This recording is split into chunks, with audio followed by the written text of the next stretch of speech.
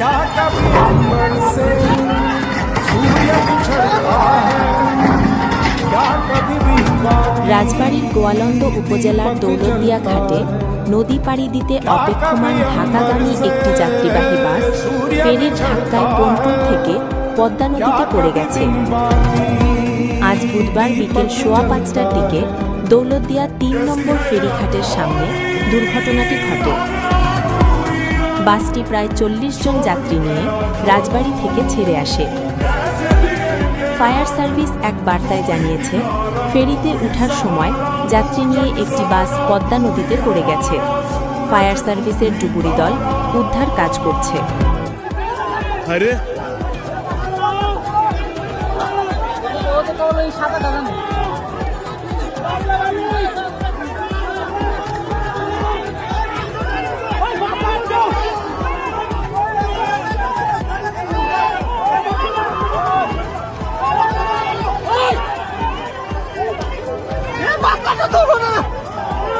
বহু মানুষ আছে তো বাসের ভিতর ওরা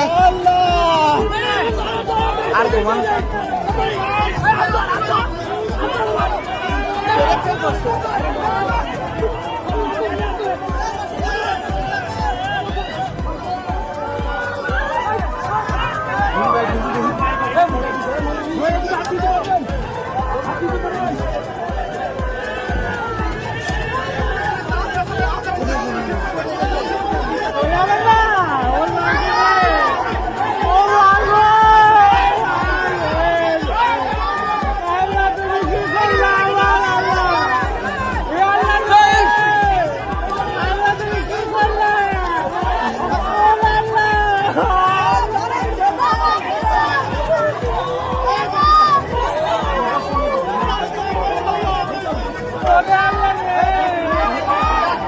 Oh,